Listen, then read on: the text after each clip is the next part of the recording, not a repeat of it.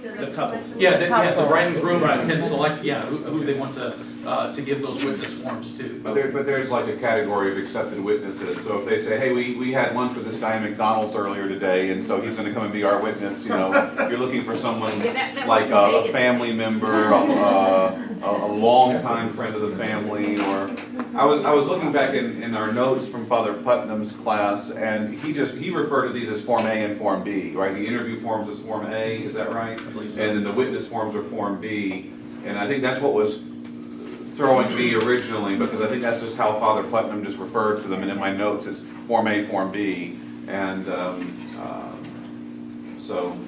but Joni and I were just talking, you don't remember filling out a lot of these. That was a long time ago, and we were probably focused on you other wouldn't have filled things. that out, but they probably would have been given to you to give to parents or to close friends that have known you for a long time. They would fill them out, and again, then those are also signed and returned to the parish.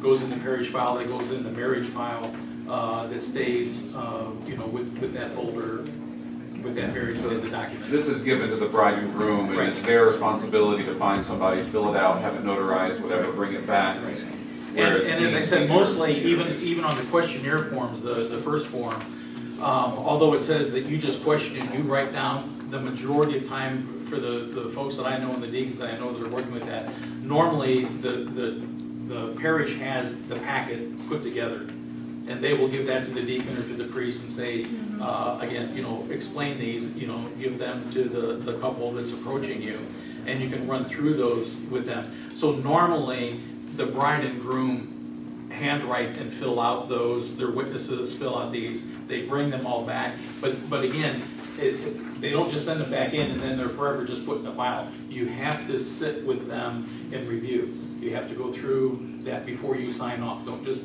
that's another thing. It's like, hey, well, on your way to the hospital here, would you mind just signing off so we need to get this on the road? With anything, make sure you know what you're signing. Does parish go out and make sure they send and get an original baptismal certificate with notations, or do you just take the normal baptismal certificate and then their word on, you know what I mean? Because they just still say, I was baptized this date, I was confirmed, I had first communion this date, you need a copy with notations. Generally, that becomes the office work, and that first page, like that our administrative assistant has that keeps all of the information. On part of that, if they had a civil marriage certificate, for instance, convalidation that's going to be performed, again, we'll talk just dispensation form, baptismal certificate. So usually the parish office is going to coordinate a lot of this other stuff. You don't have to be doing it all.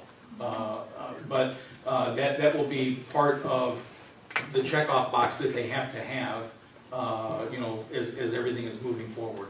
But usually they get a notated birth certificate from the parish if at all possible. And there are some to where they can't. There are some from out of the country that they will again attest, or they will have someone fill out an affidavit saying that I was a parent and this child was baptized, at so and so on roughly on such and such a date, so that they have something of record. So the convalidation is for if they've been married civilly or in another church? Mm-hmm. Right. Yes. If they're married, they're just not married in a church, in a Catholic Right. church. Okay, packet one. We're finished? Okay, great. And once again, that may be something just in your preparation now. Swing by your parish office, ask them for their marriage packet that they typically would give the deacon or priest to start working with a particular couple. And like I said, the bulk of this is going to be the same, but there may be some aspects, and that's always, the pastor is the one that dictates and says how he wants to have the sacrament celebrated at the parish. So, we always try and work at to conform, to what they have. It's like, well, I noticed that you don't like to use, or we don't have these forms. Well, there's certain things that from the legal standpoint, the diocese says you have to have. It's not like, well, that's just kind of a pain, and I don't fill those out now. We had a little problem with, and a great priest friend of mine who's out in California now, and one that we walked the Camino together some years back, And, but he was not big on paperwork, but he was big on getting, you know, he taught in Mexico for almost 20 years. He was back serving for a short time in the parish, and so he was convalidating and just, you know, correcting, getting lots of marriages done, but there was no paper trail, you know, and it was like, you can't, you gotta, there's a few things we've got to have along with that. So it's not just us having it, you know, again, we're hopefully helpful eyes to our parish, you know, to the pastor and everything else. So if the pastor is not maybe doing things that is really required, then, you know, in charity you have to sit down and say, I noticed that we don't have this. Is there another form that we're using that basically is accepted that I can, you know, sign off on? Or, you know, again, it can be the discussion. Because sometimes they've been prepared way back, and they're just doing it the way that they know how, and it's easy, and they know what they're doing there. Not going to get into this. I usually let the pastor, after I've completed everything, if there is, in fact, to where we need to have a dispensation, that we have, because this is where most of us will actually be involved, to tell you the truth. If the couple both are Catholic, then typically, you know, probably 95+% of the time, I've had a couple that we had, Catholic couple that was married outside of Mass for some of the reasons that they had. But anyway, it does happen, but very infrequently. If they're both Catholic, then normally you want to celebrate the sacrament within the context of the Mass. But very oftentimes, and especially in this day and age, just within the last month, I had a Catholic girl and a Hindu, and so that was a little bit different. And so, and again, we had, well, we'll talk about that later. We'll get through the basics first, and then we'll go into all the other pastoral options that we have. But anyway, when there is going to be a marriage that's not a Catholic and a Catholic, and there has to be a dispensation, then I always have all the packet, deliver to the pastor, let them review the discussion, and then usually Father Pat in our parish, he'll sign off, fill out whatever the dispensation that he's asking for, and then the chancery returns a part of this, that goes in the file also. So that's a document. Actually, it comes from the chancery, so that I made a copy, and so it's probably dark because it was dark paper copied onto dark paper. But that comes from the chancery, and it would look just like that. That's the one that they want to see coming back. This little brown one. Okay. And yes, ma'am. I know it's probably dependent on different situations, but how long does like this process take? If someone calls you up and says, I want to get married in 3 months, is that an unrealistic kind of thing, or how does that like? There again, you know, someone in their mind, you know, that there isn't, you know, kind of that sense of emergency or that they need to get done right away. But within a parish guideline, now again, just, you know, for a dispensation, that may take a little bit of time to be reviewed and come back. They usually do it pretty quickly and all. That's one thing. You don't want to wait till a week before and say, oh, by the way, I need to send this down to Monsignor West and get that handled. All of that gets done ahead of time. Most parishes, I would say, ask for a minimum of 6 months. It's not, you know, I guess written in stone. Fellows in the back, do you have a guideline in your parish? It varies, but I would think 3 months would work. Yeah. Correct. I think so. Most of the At parishes- least 6 months, some are a year. I've seen written down contact. Good to know. And there again, the guideline may be, you know, I would say, you know, if you, a 3-month leeway, if everyone was Catholic, everything was in order, everything was ready to move through the process and to get you still want to meet with them, you still want to have couples meet with them, they still need to do engaged encounter, you know. I was just curious. So, you know, I would probably say 3 months is really quick, and preferably a little bit longer. I think That's where it comes a back. minimum of 6 months is, and then anything inside of 6 months, the pastor needs to approve. That's the way we handle it. No exceptions really, other than that. Yeah, Thanks. good, Anyone else? Okay, So we've got them into the office. We went through all of the materials. Now we're going to start talking a little bit about the rite of matrimony with them. Again, I'll start with handouts. I gotta keep this straight as to which one we want to do first. Let's do.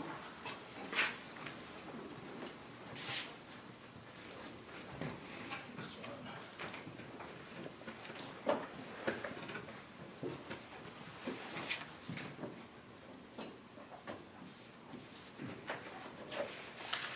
This is an overview of the rite.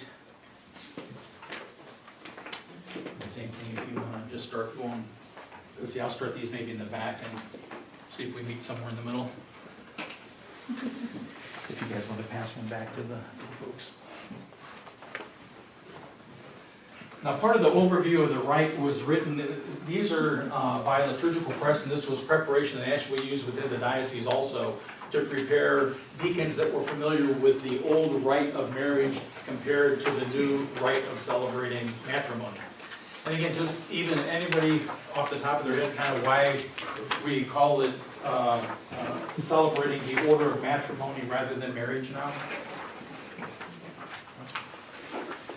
The sense of matrimony has the intent that it is God authored versus just that marriage now is very rapidly becoming just kind of the civil contract of two people of all different kinds of ways. So it's probably in a bit of wisdom of the church to be able to just, the words that we use, the rituals that we do, all have really great and profound meaning, but we have to know, we have to know what those particular meanings are all about. So, that's another part of just talking with people that again, we're gonna get into that, and you'll discuss with your couple that covenantal relationship. And probably Father went through all of that with you, difference between covenant and contract a bit. Just real brief. Contract, when someone makes a contract with one another, it's like, you agree to do this, I agree to do this, we're writing this down. We're also agreeing that if you don't do your part of the contract, this is what happens because of that. If I breach the contract, this is what happens. But if one person or the other breaks what the contract says, then it's over. The contract's done. It's spelled out in the contract that if someone breaches what the contract says, what everyone's compelled to do, then the contract's done. So marriage is a covenantal relationship that we're looking at sacramentally, not a contract, but a covenant. And in a covenant, it says that when we sign, even if you walk away from what you promised to do, I promise to continue on what I am promising. Reminiscent of the covenant that we have with God.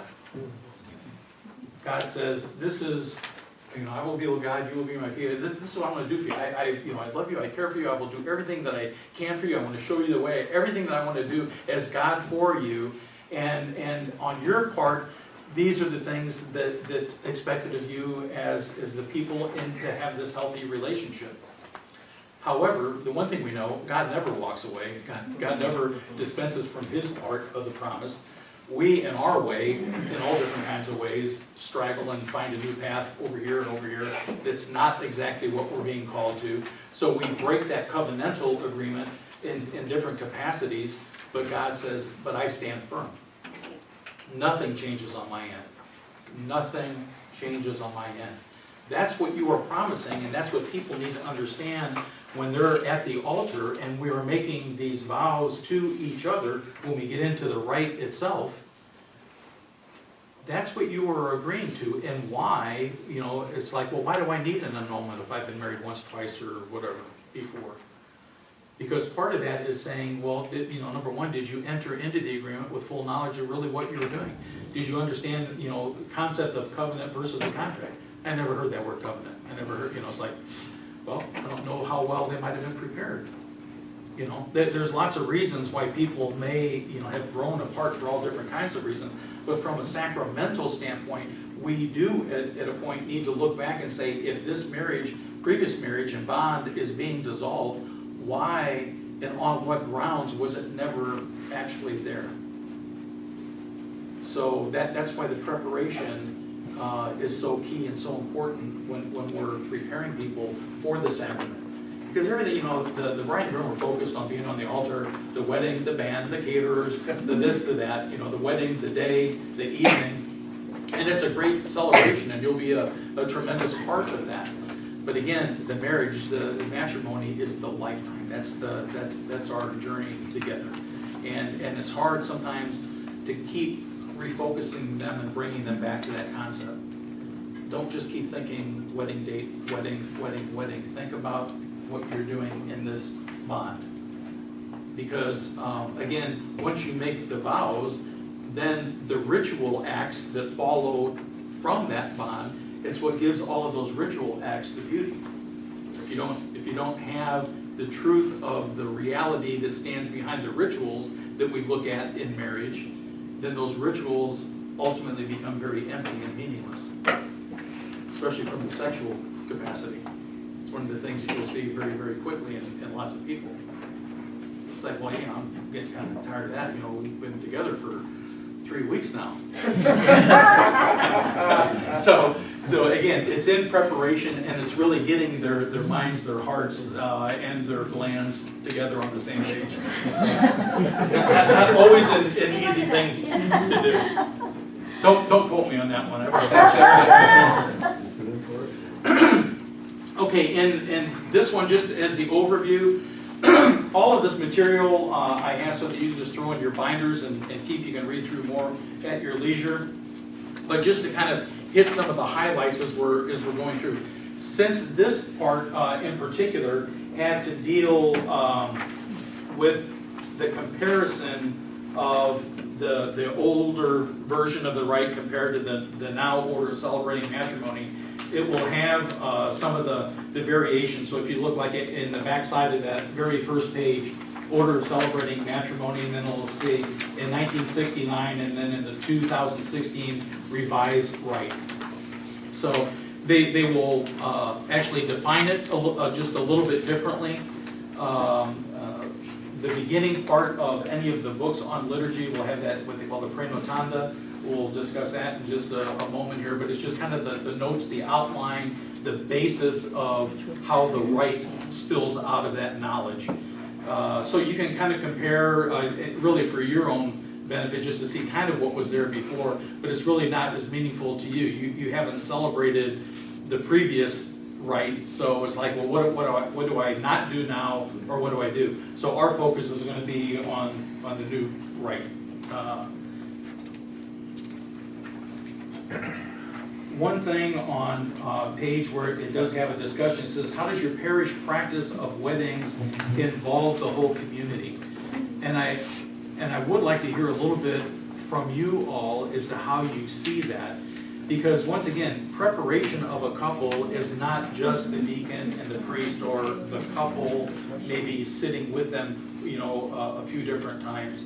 But it's actually, it needs to be a parish and a type of a communal event, even if it's more peripheral. I mean, they're not engaged in the exact marriage of so-and-so. But in general, the parish actually needs to know and understand what happens when people celebrate the sacraments, so that they are teaching their children from when they're small, growing up a little bit, about what matrimony is actually all about. Some folks that have been married for a long time need to kind of go back and revisit what that sacrament is in fact all about. And so again, it becomes a bit more of a parish activity. So just in your mind, can you think a little bit about whether in preparation, the rite before, after the wedding, how does your community, your parish get involved in that? Different ways, any thoughts?